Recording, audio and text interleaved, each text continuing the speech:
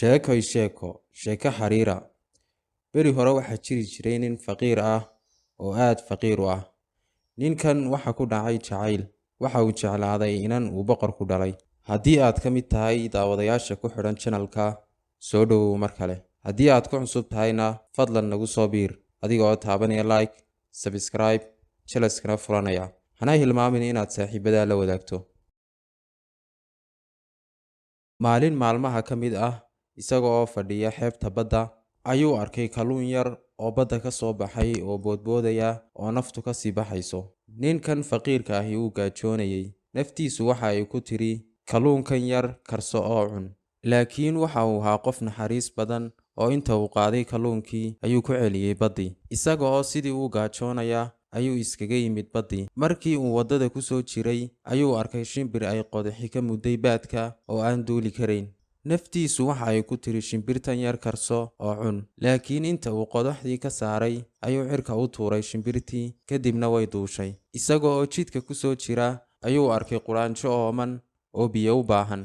Inta uu biyo soo qaaday ayuu waraabiyey quraanjadii. Sidii uu u soo socday waxa uu soo gaadhay gurigoodii. Hooyadii oo markaa guriga joogtay ayuu u sheegay in uu rabo oo uu doonayo in uu guursado inanta uu boqorku dhalay. Hooyadii way ka diiday, waxayna u sheegtay in ay yihiin dad faqiiriin ah, isla markaana aanay geyin inanta boqorka. Ninkii wuu ku adkaystay arrinkiisii. Hooyadiina waxa ay ku tiri, orod oo u tag boqorka oo weydiisay inantiisa. Ninkii waxa uu tegay boqortooyadii, albaabka ayuuna ku qaraacay. Markii laga furay albaabka ee la weydiiyey maxaad doonaysaa, waxa uu ku jawaabay, waxa aan doonayaa in aan la kulmo boqorka. Waa loo diiday in uu la kulmo boqorka. Albaabka ayaana laga soo xidhay. Dhowr maalmood ayuu ku soo noqnoqonayay boqortooyada. Mar kasta oo albaabka laga furana wuu iskaga soo noqonayay oo waa loo diidayay. Maalintii dambe boqorkii ayaa ogaaday in la doonayo. Boqorkii waxa uu amray in ninka albaabka laga furo oo loo soo daayo. Boqorkii iyo ninkii faqiirka ahaa way wada kulmeen. Ninkii waxa uu weydiistay boqorka in uu inantiisa siiyo. Boqorkiina si dhib yar ayuu uga oggolaaday, laakiin waxa uu ku xidhay 3 shuruudood. Haddii uu ka soo baxo shuruudahaas, wuu dhisayaa, haddii kalena wuu iska tegayaa.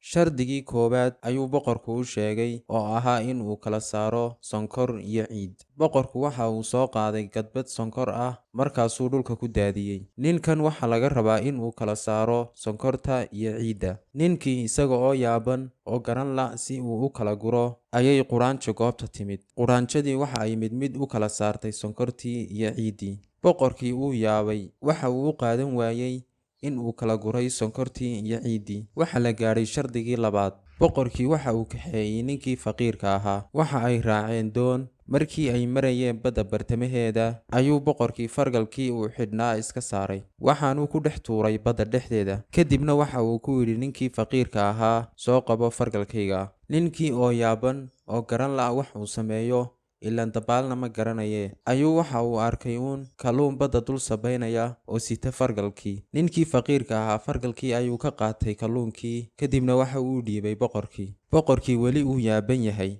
Shardigii 3aad ayuu u sheegay oo ahaa in uu soo qaado ubaxa geed ku yaala jasiirad meel fog ku taalla. Jasiiradda waxaa loo soconayaa maalmo iyo habeenno. Ninkii geed ayuu iska hoos fadhiistay. Talaa ku ciirtay. Jasiiradda meel loo maro ma garanayo, doon uu u raacana ma haysto. Isaga oo sidii u yaaban ayuu cirka eegay. Mise waxa buu arkay shimbir dulduulaya oo sita ubixii loo diray. Ninkii oo ubixii sita ayaa boqorkii u tegey. Waxa uu gacanta uga dhiibay ubixii. Boqorkii sidii buu u fajaxsan yahay, laakiin waxa uu ku khasban yahay in uu fuliyo ballankii uu galay. Inantiisii ayuu u dhisay ninkii faqiirka ahaa, aroos boqoranna uu u qabtay.